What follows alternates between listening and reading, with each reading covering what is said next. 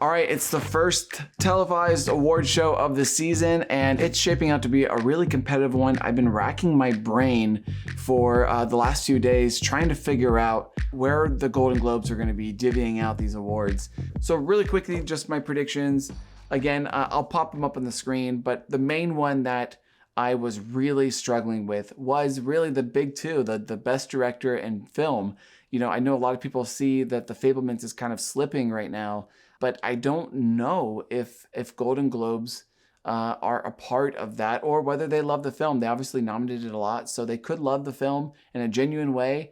So right now I have the Fabelmans in drama, but I could see it go to just about any of the films. So it's really difficult, very tricky. Anything is possible right now, but the show is about to start. So here we go. Let's go ahead and get this started. Okay, I think we're doing Best Supporting Actor right now. I think a lot of people have Ke Huy Quan. I picked Ke Huy Quan, but I don't think it's set in stone. So I'm not 100% confident. I could see this going to like one of the Banshee boys in particular. So a lot of people are like really relaxed in this category, but this is still one that I'm still in suspense. But here we go, Best Supporting Actor. Goes to Ke Huy Quan. Oh yes, it's happening, guys. Oh, it's happening. Oh man, he's gonna win the Oscar. I think if the Globes went for him, I think he's looking good now. Who gave me my first opportunity.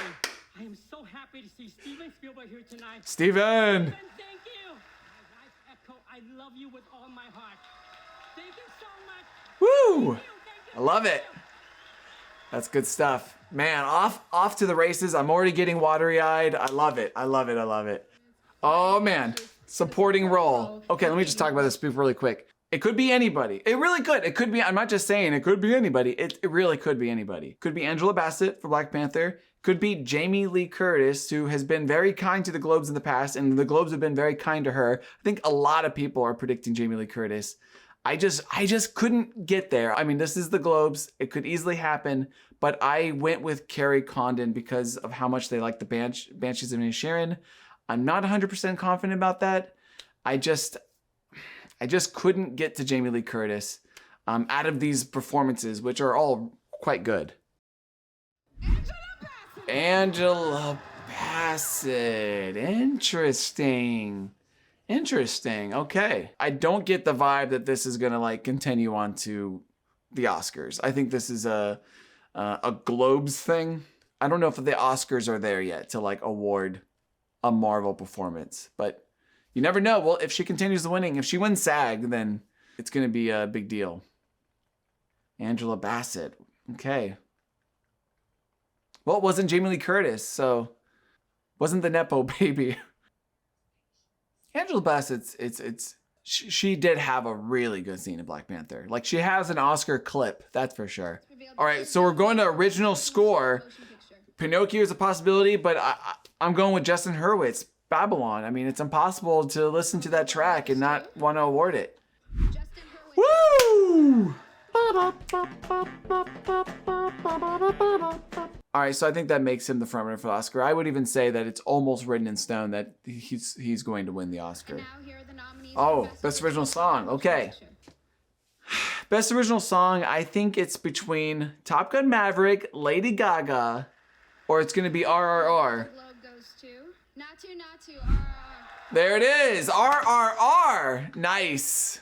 Wow. That actually is a little surprising that they went with that over the likes of Rihanna, Taylor Swift, Lady Gaga. I think even this movie winning original song puts its chances to getting into the Best Picture lineup like that much closer. All right, moving on to lead comedy or musical. This should be Colin Farrell, I would say, in A Walk. This is the only one where I didn't have to like overthink too much. Gotta be Colin Farrell. Come on, come on. Colin Farrell. Colin Farrell. Yes!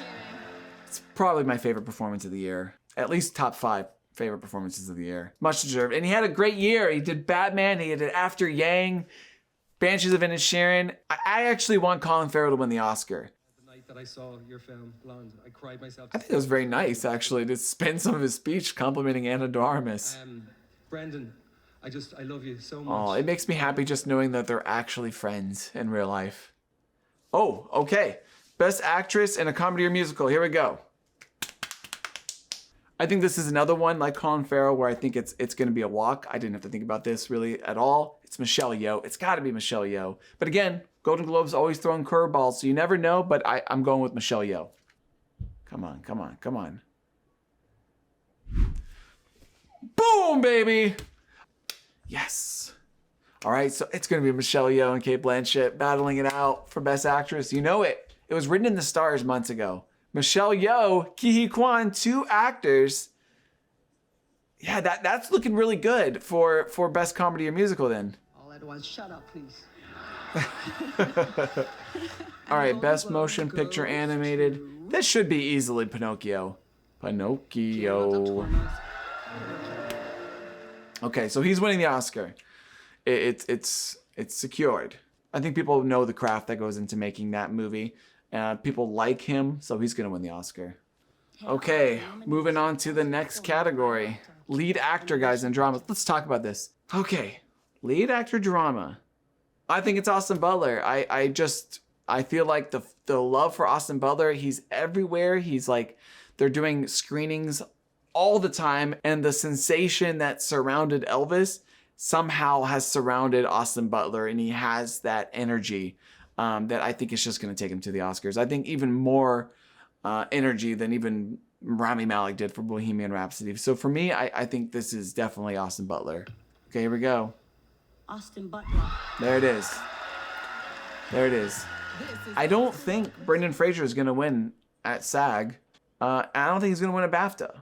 I think it's Austin Butler's all the way. Man, all my words are leaving me. Guys, he is sounding... I know the thing has already been said, like, to death, that he sounds like he's still in character through his... But come on, he sounds extra Elvis-y today. I want to thank the Hollywood Foreign I want to thank you for this honor. I mean, it's a deserving performance. I mean, he sounded, and still sounds, just like him. Thank you, guys. Thank you for opening. When you your really hearts. listen, he's not saying a whole lot, but he says it with such coolness that he pulls it off. But he's like, I went to the grocery store and I bought a bread and I made a sandwich, and I just want to say thank you for the people who provided the bread and the meats and the cheeses. All right, let's move on to the next one. By the way, this reaction video is brought to you by Spindrift. Okay, moving on to leading actress. I think this is going to be Cate Blanchett, and I think she's going to be pinned up against Michelle Yeoh for Best Actress. Here it is, Cate Blanchett. Yeah, I mean, it's such a freaking beast of a performance. Oh, okay, we're moving to foreign film. I want either RRR to win or All Quiet on the Western Front, so it is a win-win no matter what. I have predicted All Quiet on the Western Front. Whoa! Oh, whoa. Okay. Now I'm trying to figure out what this means. Like, does this carry on to the Oscars? I don't know, man. It could be that they like their foreign language film to be very artistic, and RRR and All Quiet on the Western Front are both like amazing Hollywood-esque movies, deserving of winning this category, but that's, wow. Did not see that coming.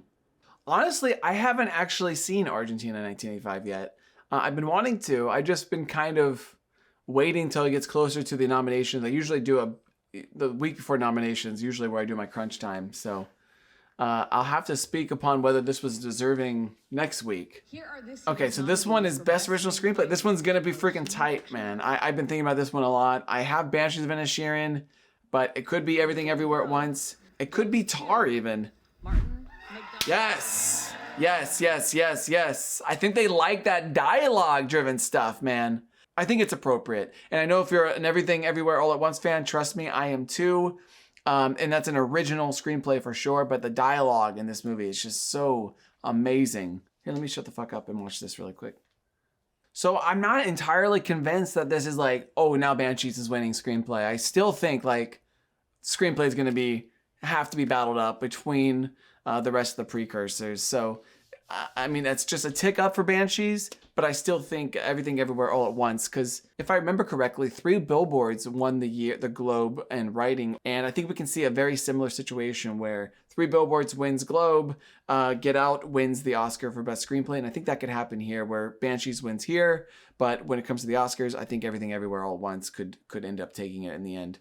Okay, we're moving on to Best Director. This is the one I honestly have an incredible amount of anxiety and suspense over. I don't feel confident about Steven Spielberg winning. I just don't. But any other person is such a viable option that I couldn't choose one of the other viable options with full confidence, that I just kind of defaulted to Spielberg, thinking that maybe this is going to be like Hugo. I know they like their very accomplished directors. Fabelmans did get a lot of nominations, so I kept it with Spielberg, but I think the spoiler, in my opinion, I think the spoiler might be Elvis. I think it could be even Martin McDonagh, if they like the film that much. Steven Spielberg. Okay, this is the first time I didn't abandon ship and it ended up paying off. I usually stay on the ship that's sinking, and it usually doesn't pan out for me, but I'm glad I stayed and trusted in the SS Captain Spielberg. I think I feel a little bit more confident about staying on Fabelmans for drama now that he won. Okay, Best Comedy Musical, man. This is between Everything Everywhere All at Once and Banshees. But here it is. Everything Everywhere. The Banshees of Inisherin. Wow! Whoa! Woo! That's big, guys. Wow. Okay, Banshees of Inisherin. This could just be an isolated Globes thing that they just really loved Banshees. I mean, I knew it was possible, but I'm still a little flabbergasted by it. So, man, I don't know, man. I think this puts, in my estimation right now, and this is just me talking right out of my butt, I would say that this is a big deal. I would say this really was a big boost that I think Banshees needed to have. And I think that the reason why this is challenging is Everything Everywhere All at Once. This would have been their televised opportunity to go on stage and accept this award. I think the struggle with this is that, I think we're all feeling like, well, when it comes to the SAG ensemble, Everything Everywhere All at Once is going to win that.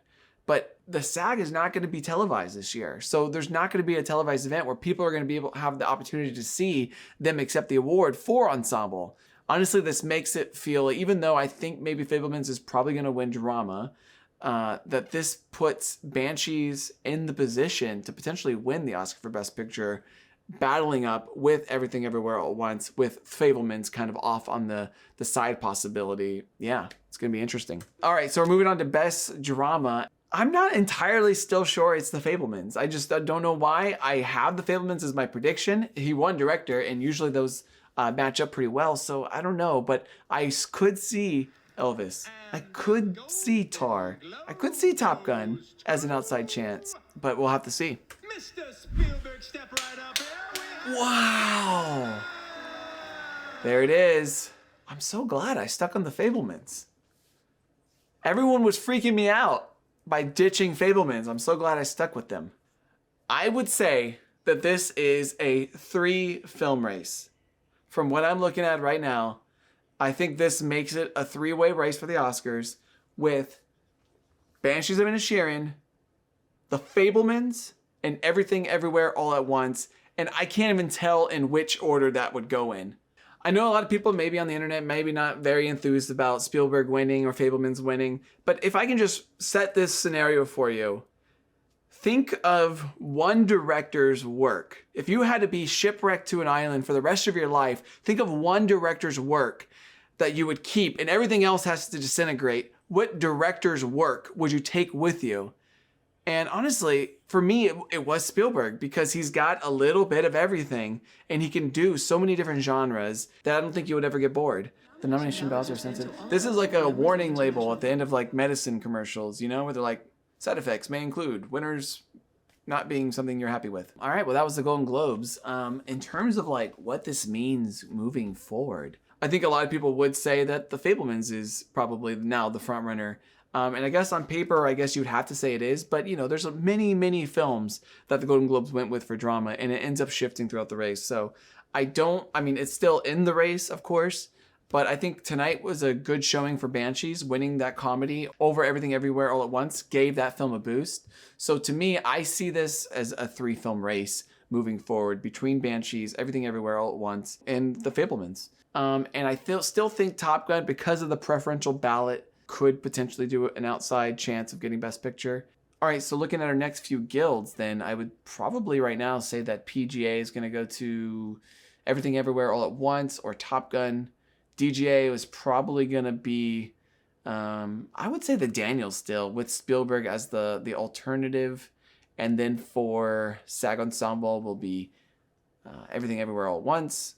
And then the Oscar, I think I'm still saying that I think it's going to be Everything Everywhere All at Once. If Everything Everywhere All at Once had one original, had one director, had one, a lot more than we expected, I would say that it's going to easily win the Oscar, but it looks like we have a real race in our hands, and I'm excited for it. Thanks guys for watching. If you're new to this channel, hit the subscribe button down below. I got a lot of fun videos from now all the way up to Oscar day, and a really fun experiment that I'll have coming like next week. All right, well, thanks for watching. Until next time, I will see you at the Oscars.